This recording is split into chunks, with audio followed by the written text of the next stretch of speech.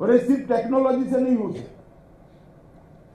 जब मन नहीं जुड़ेंगे तो कुछ नहीं होगा।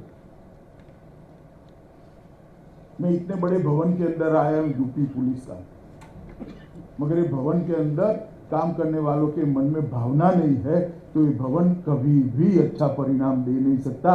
भवन परिणाम नहीं दे सकते, काम करने वाले की भावना ही परिणाम दे सकती। और ये परिवर्तन हमने करना पड़ेगा। ये साइंस कांग्रेस फॉर्मेलिटी बनकर नहीं करना, परिवर्तन की वाहक बनी, परिवर्तन की परिचायक बनी। और वो तभी बन सकता है कि यहां जो चर्चाएं होती है इसको 7 स्पिरिट से 20 तक लागू करने के लिए हम आगे बढ़ेंगे। और मित्रों, मैं आपको बताना चाहता हूं कि मोटिवेशन वाली लीडरशिप के बगैर कुछ नहीं। उत्तर प्रदेश उसका उदाहरण है। उत्तर प्रदेश में योगी आदित्यनाथ जी के मुख्यमंत्री बनने के पहले देश में हर जगह उत्तर प्रदेश के लॉ एंड ऑर्डर के चर्चे होते हैं। और आज मैं भारतीय जनता पार्टी के अध्यक्ष के नाते, देश के गृह मंत्री नाते, दोनों तरीके से गर्व के साथ कह सकता हूं कि योगी आदित्यनाथ सरकार ने उत्तर प्रदेश के लॉ एंड ऑर्डर को बहुत बहुत सुधार कर एक अच्छे राज्य को। एक मोटिवेटेड लीडरशिप क्या कर सकती है, इसका एक उदाहरण है। और आप सभी जो यहां बैठे हो वो एक प्रकार से लीडर, आपके क्षेत्र के लीडर, आपके क्षेत्र को लीडरशिप देनी। 50,000 से 60,000 का पुलिस बल मैं एवरेज कह रहा हूं, उसका लीडर कौन होता है? तो सीनियर मोस्ट पुलिस अफसर होते हैं। और मैं इसीलिए कहता हूं कि बीपीआरएलडी की इस प्रकार की मीटिंगें बेस्ट प्रैक्टिसेस के आदान प्रदान के लिए एक अच्छा प्लेटफॉर्म होती है। अगर हम इसको ग्राह्य करें तो यहां पर जो पेपर्स रिव्यू है, यहां पर जो चीजें कही है, इसको स्पिरिट के साथ अपने राज्य की अनुकूल जो चीजें हैं वो बीच तक ले जाने के लिए हम करें। और सफलता तभी मिल सकती है जब हर राज्य के अंदर कांस्टेबल से लेकर डीजीपी तक पुलिसिंग के दृष्टिकोण और पुलिसिंग के इंप्लीमेंटेशन के लिए एक वाक्यता हो। एक टीम में नाते पूरी फोर्स काम करे, तभी जाकर हमें सफलता मिल सकती है। मैं मानता हूं कि इसकी बहुत बड़ी जरूरत है। मित्रों, भारत सरकार ने एक बहुत बड़ा काम हाथ में लिया, आईपीसी और सीआरपीसी के अंदर आमूलचूल परिवर्तन का। आर्म्स एक्ट भी बदल रहे हैं इसी सत्र के अंदर, नारकोटिक्स के बारे में भी कानून में संशोधन कर रहे हैं, और बाद में सीआरपीसी आईपीसी में भी बदला, क्योंकि दृष्टिकोण ही अलग है।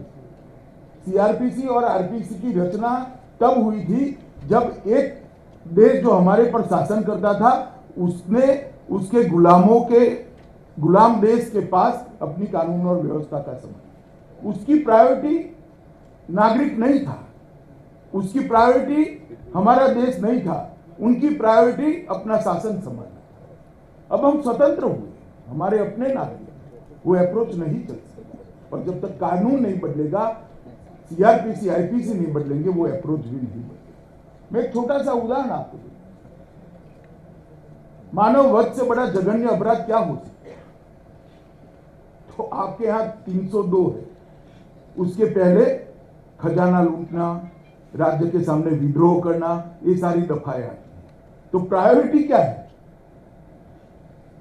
ये इंगित करता है ब्रिटिश शासन की तो वो प्रायोरिटी हो सकती है, सार्वभौमत्व के साथ दुनिया में गौरव के साथ जीने वाले हिंदुस्तान की, भारत की ये प्रायोरिटी नहीं हो सकती है। हमारी प्रायोरिटी देश का गरीब से गरीब व्यक्ति है।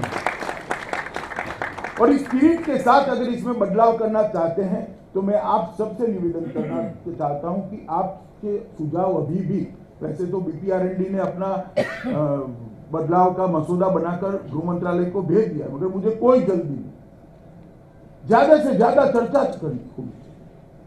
पुलिस इंस्पेक्टर और पुलिस सब इंस्पेक्टर कक्षा से जो रोज प्रैक्टिकली इसका उपयोग करते हैं, वहां से सुझाव आने चाहिए। इसको सरल कैसे बनाएं, इसको सुचारू कैसे बनाएं, इसको लोकाभिमुख कैसे बनाएं, इसके अंदर सजा सबसे ज्यादा करा पाए इस प्रकार के प्रावधान कैसे ऐड कर सके, ये सारी चीजों को देखकर एक कंप्लीट परिवर्तन करना चाहिए। ऐसे बदलाव, ऐसे परिवर्तन रोज बरोज नहीं होते,